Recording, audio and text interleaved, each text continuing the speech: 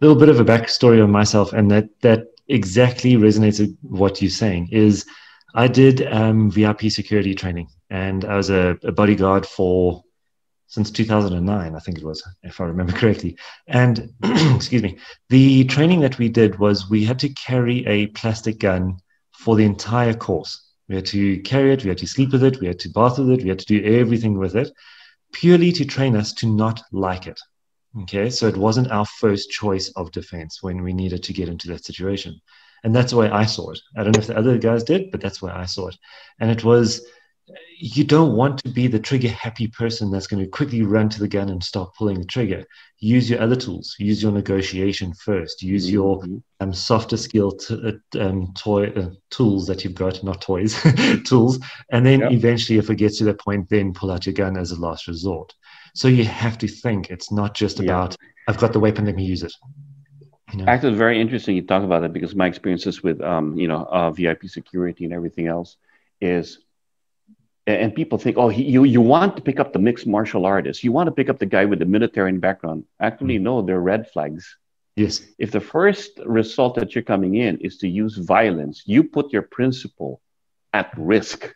Exactly. So here I am. I hired these bodyguards, but my image is now ruined because my bodyguards are beating up everybody or shooting everybody or doing that. Or he's so eager to fight with that guy who's protecting me. Why are you beating? Hey, protect me. They forget about the principle. So always it's your guy. It's command control of the situation peacefully. As a matter of fact, the really good ones are the ones who are able to do their work without being noticed, at the same time without resulting in violence, but actually controlling the situation. So yeah, absolutely. With VIP security, when we were actually talking about it, the big red flags are anybody with a military background or a fighting background. I don't want fighters around me, unless, of course, that's what the client wants. I want to be surrounded with, I'm big and better. I want bigger bodyguards around me because visually they want to be seen. But there are a lot of people there who are diplomats and everything who don't want to draw attention to themselves. So you have to have the really quiet guy to protect them. It's a beautiful. There's a whole science to it, and I'm because of Fred Mastro, one of my closest friends, who does VIP security, really educated me, and there's a whole science to it, which is amazing. It's one of the things I love to study because there's a lot of psychology going on. No, it was great. I really enjoyed the training, but family took over, and then my responsibilities changed. So I'm still qualified, and I'm still active if I want to be, but I don't want to put myself at risk so that they are left alone, so it's a different mindset. Or your client base has changed. Your family became your clients. There we go. They are my clients. That's a good way to put it, right? That's also a good way. They're my principles. Okay, so going back to Forge and Fire, last major question. What is your favorite weapon that you've come across? Oh, sorry, second last question. What is your favorite weapon that you've come across on Forge and Fire that you said, this is an amazing weapon, out of all of the ones that they've made?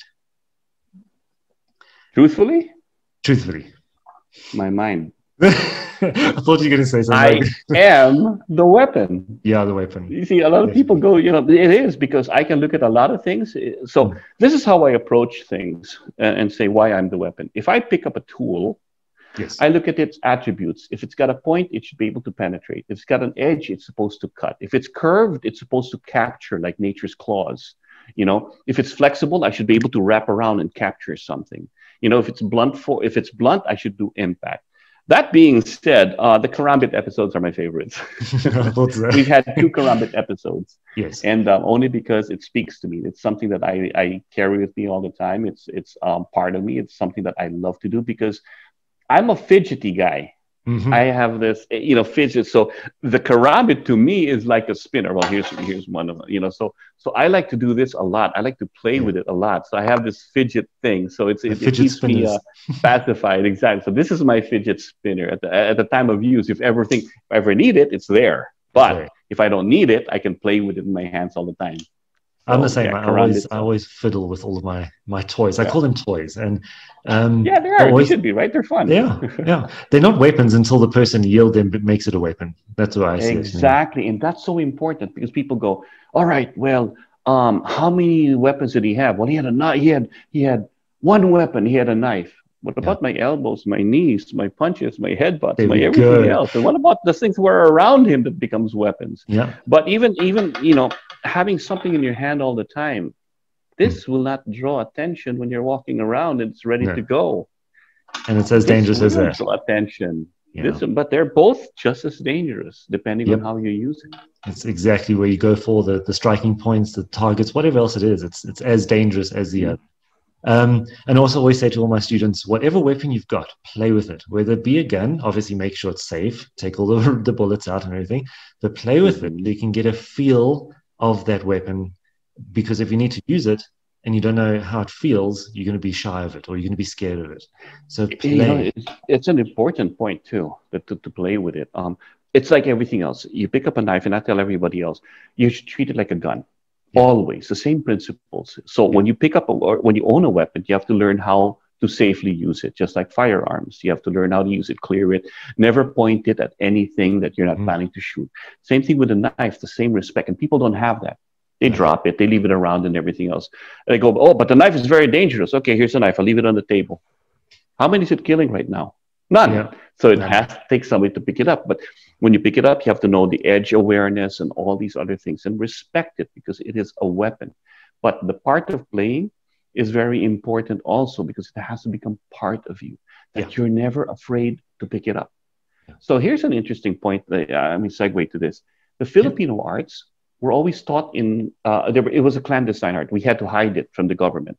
So we hid it in our dances. You see our Filipino dances, we're doing this, holding candles and wrapping around and dancing. And I remember learning all this. I'm like, hey, I learned that as a kid, these dances and everything else. But I never knew it was fighting in there. And my teacher showed me, oh yeah, when you're wrapping around, when they grab your wrist, you get out of that when you're holding the candle. Or when we were doing these coconut dances, those are target points that you're hitting. Or these little clickety clackety sticks that you're doing when you're dancing, that's actually your Kali sticks.